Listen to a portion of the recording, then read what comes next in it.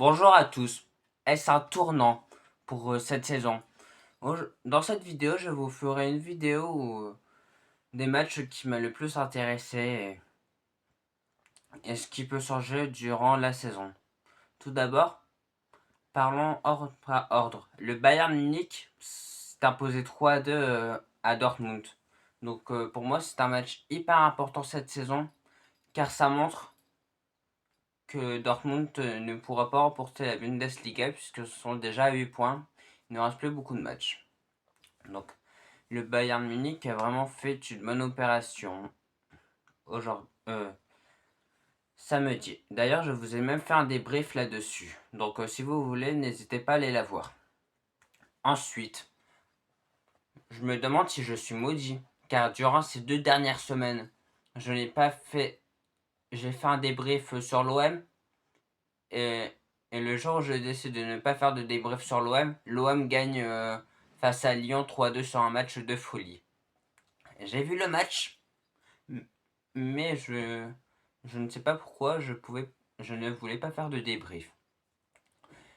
Mais quel match encore entre Lyon et l'OM. L'OM a marqué 3 buts, notamment sur un doublé d'Aubameyang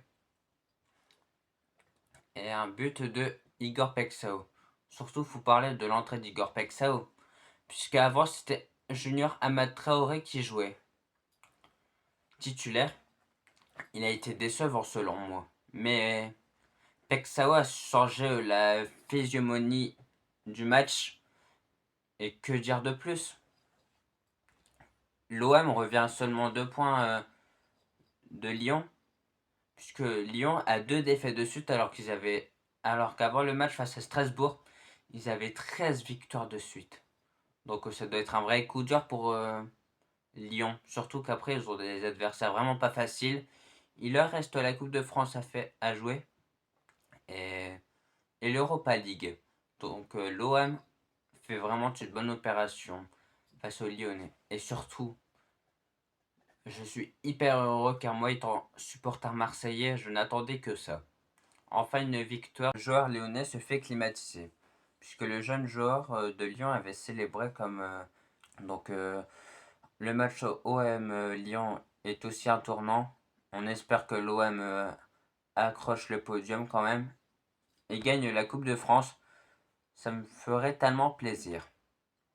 Ensuite, en Ligue 1, le FC Barcelone qui s'impose 4-1 face à Villarreal sur le premier triplé de Lamine Yamal à 18 ans. Je ne sais pas si vous vous rendez compte de la folie. Lamine Yamal, la saison dernière, comme vous le savez, a fini deuxième au Ballon d'Or. Et là, malgré qu'il ait de mal, a pu faire des matchs décevants, surtout face au gros. Mais n'oublions pas qu'il avait le problème du pubis, donc c'est une blessure qui peut certes jouer, mais qui réduit tes capacités.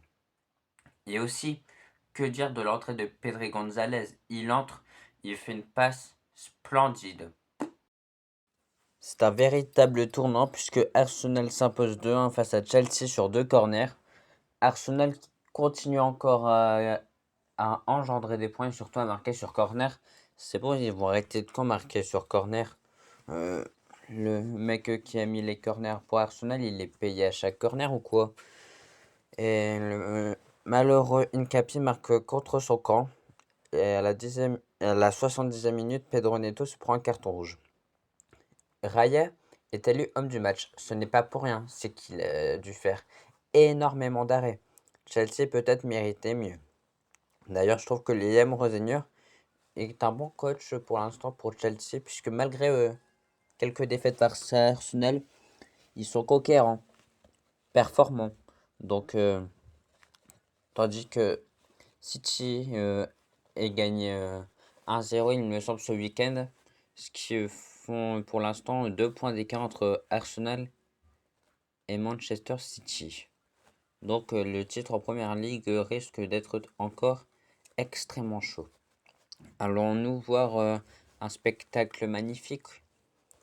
C'est ce que j'espère.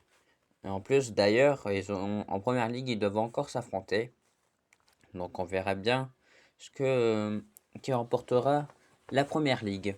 Arsenal est encore dans tout. Ils peuvent encore remporter des trophées Coupe d'Angleterre, Ligue des Champions.